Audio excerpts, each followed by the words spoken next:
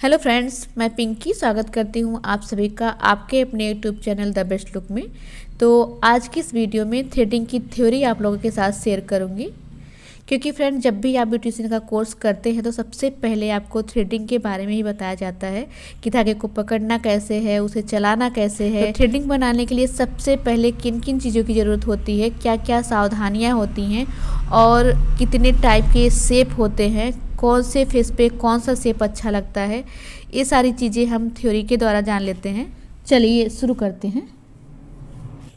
So friends देखिए, अगर आप एक ब्यूटिशियन कोर्स सीख रही हैं तो फाइल बनाना बहुत ज़रूरी होता है।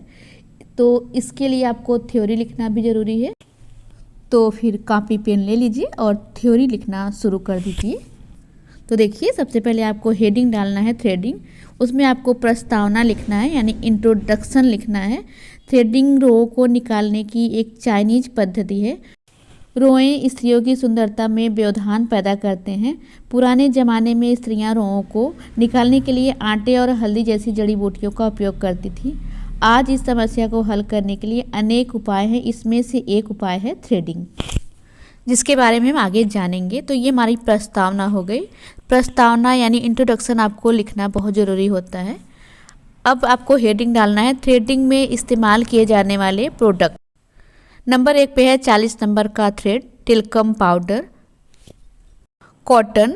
आप यहाँ पे पाउडर पफ का भी इस्तेमाल कर सकते हैं फ्रेंड्स, पर कॉटन जो होता है हाइजीन के हिसाब से बहुत सही होता है, क्योंकि सबकी स्किन पर आप पाउडर पफ से लगाएंगे तो हाइजीन नहीं रह जाएगा। अब है एस्टिजेंट, सीजर्स यानी छोटी कैंची। एक चीज़ आपको और चाहिए फ्रेंड्स, एक आप मस्कारा ब्रश रख सकते हैं या फिर थ्रेडिंग की कोम्ब आती है, उसे आपको रखना ज़रूरी है अगर आप शुरू में बिगिनर हैं तो। अब आपको फिर से हेडिंग डालना है कि थ्रेडिंग कहाँ कहाँ की जाती है। नंबर 1 पे है eyebrows, upper lip, forehead, side blocks और चिन। इन सारी जगहों पे अगर बाल होते हैं तो आप थ्रेडिंग से निकाल सकते हैं। अब देखिए, यहाँ पे आपको अगली हेडिंग डालनी है, थ्रेडिंग करने से पहले ध्यान रखने वाली बातें। नंबर आप फ्रेंड्स देख के डाल लीजिएगा। वैक्सिंग करने के बाद जो रोएं शेष रह जाते हैं यानी छूट जाते हैं, वे केवल थ्रेडिंग से ही निकाले जा सकते हैं, क्योंकि वैक्सिंग से सारे बाल नहीं निकलते, कभी कभी 2-1 बाल छूट जाते हैं, तो आप उसे थ्रेडिंग से निकाल सकते हैं। नंबर 2 पे है थ्रेडिंग करने से पहले टेल्कम पाउडर लगाना बहुत ज़रूरी है, क्योंकि फ्रेंड स्किन में मॉइस्चर होता है, नमी होती है, ऑयलीपन होता है, तो बाल अच्छे से निकलते नहीं। अगर आप टेल्कम पाउडर लगा देंगे तो स्किन ड्राई हो जाएगी और बाल अच्छे से निकल जाएंगे। अगला है थ्रेडिंग करने में अगर ज़्यादा खिंचाव होता है तो थ्रेड को थोड़ा सा गीला करके थ्रेडिंग करना चाहिए। इससे दर्द भी नहीं होगा, बाल अच्छे से निकल जाएंगे। तो ये सारी चीज़ों को ध्यान में रखते हुए आपको थ्रेडिंग करनी है। अब है आईब्रोज थ्रेडिंग। आईब्रोज थ्रेडिंग में देखिए, यहाँ पे 40 नंबर का थ्रेड लें। पैर पर जहाँ रोएं बढ़ गए हों वहाँ पेन से आईब्रोज के अलग अलग शेप बनाएं। फिर थ्रेड का एक छोर मुंह में दबाकर दूसरे हाथ से थ्रेड के बीच में 5 से 6 बार फंदा बनाएं। इसके बाद जो हेयर निकालने हो उनकी विरुद्ध दिशा में थ्रेडिंग करें। रोजाना 1 घंटा थ्रेडिंग की प्रैक्टिस करें, जिससे किसी भी तरह की आईब्रोज का शेप बनाया जा सकता है या बनाया जा सके।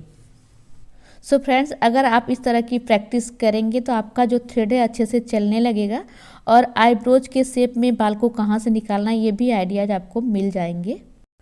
आईब्रोज को अलग अलग शेप में बनाया जा सकता है फेस के अकॉर्डिंग।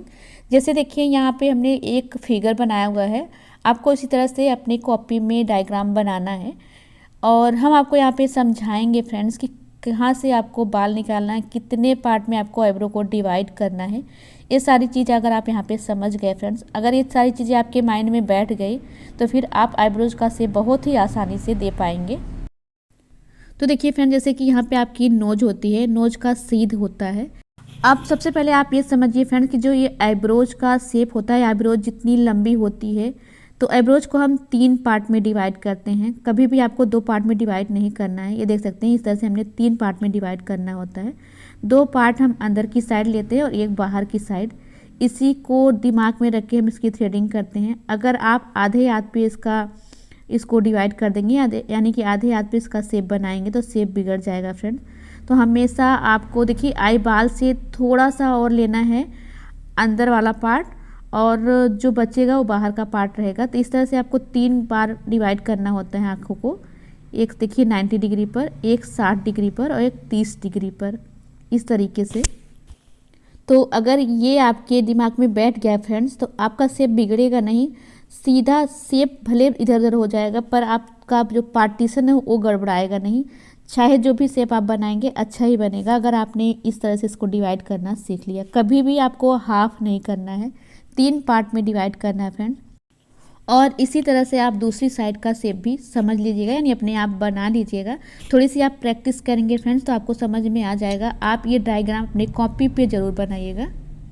ध्यान रहे फ्रेंड्स कि आपको आईब्रोज को 1/2 में नहीं डिवाइड करना है, 1/3 में डिवाइड करना है। 1/2 गलत है और 1/3 सही है।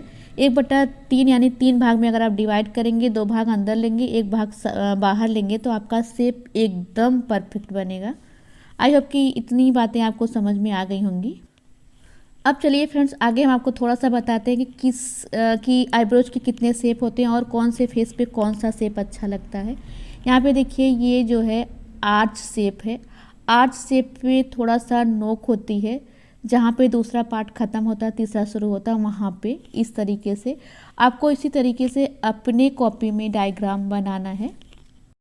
और ये जो आर्च होती है इसे हम एंगल भी कहते हैं फ्रेंड्स। एंगल वाली शेप उसी फेस पे अच्छी लगती है जिस फेस पे एंगल नहीं होता, जैसे कि राउंड फेस। राउंड फेस पे आपका आर्च शेप अच्छा लगेगा, स्टीप आर्च अच्छा लगेगा। तो ओवल फेस पे आप आर्च शेप बना सकते हैं। तो ओवल और राउंड फेस पे आप आर्च और स्टीप आर्च बना सकते हैं क्योंकि इनमें एंगल नहीं होता है। ये राउंड फेस होते हैं, सुडौल होते हैं, मस्त अच्छे वाले फेस होते हैं। 2 आईब्रोज के शेप आपको समझ में आ गए हैं, आर्च और स्टीप आर्च। तीसरा है यस शेप। यस शेप में बहुत कम आईब्रोज के शेप मिलते हैं। यस शेप की जो आईब्रोज होती है वो चौकोर फेस पे अच्छी लगती है। चौकोर फेस पे आप ये भी आर्च भी बना सकते हैं। अब देखिए चौथी शेप जो हमारी है वो है राउंड शेप। राउंड यानी गोलाकार। गोलाकार शेप उसी फेस पे अच्छी लगेगी जिस फेस पे एंगल होता है, जैसे ट्रायंगल फेस हुआ, स्क्वायर फेस हुआ, डायमंड फेस हुआ, इन सब पे आपकी राउंड शेप अच्छी लगेगी। इसमें हम आपको फ्रेंड ज़्यादा समझा नहीं पाएंगे, जब आप कभी आपको फेस के बारे में बताएंगे तो आपको समझ में आ जाएगा। अभी आप आईब्रोज के शेप को समझ लीजिए।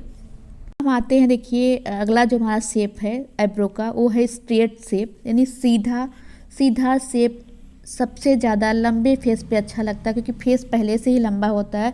अगर उस पर हम राउंड शेप दे देंगे या फिर स्टीप शेप दे देंगे या आर्च शेप दे देंगे फ्रेंड्स, तो फेस जो आपका लंबा वाला और लंबा दिखेगा। इसलिए कभी भी आप भूल कर भी लंबे फेस पे राउंड या स्टीप आर्च या आर्च का शेप ना दें। तो इस तरह से अगर आपको नॉलेज हो जाएगी कि कौन से फेस पे कौन सा शेप अच्छा लगता है, तो आप अपने अकॉर्डिंग फेस देख के शेप देख के आईब्रोज बना सकते हैं। आपको कोई दिक्कत नहीं आएगी, थोड़ी प्रैक्टिस करनी होगी, फिर आप एकदम परफेक्ट एक्सपर्ट बन जाएंगे। अभी आगे देखिए फ्रेंड्स थोड़ा सा हमें और लिखना है, क्या है थ्रेडिंग कैसे करें, हाउ टू डू थ्रेडिंग। तो यहाँ पे आपको हेडिंग डालनी है। सबसे पहले जहाँ बाल निकालना हो वहाँ टेल्कम पाउडर लगाएं इस तरीके से। फिर रील को बाएं हाथ में पकड़कर 7 से 8 बार लपेटें। धागे को बाल की मुंह की ओर रखकर बाल को विपरीत दिशा में खींचें।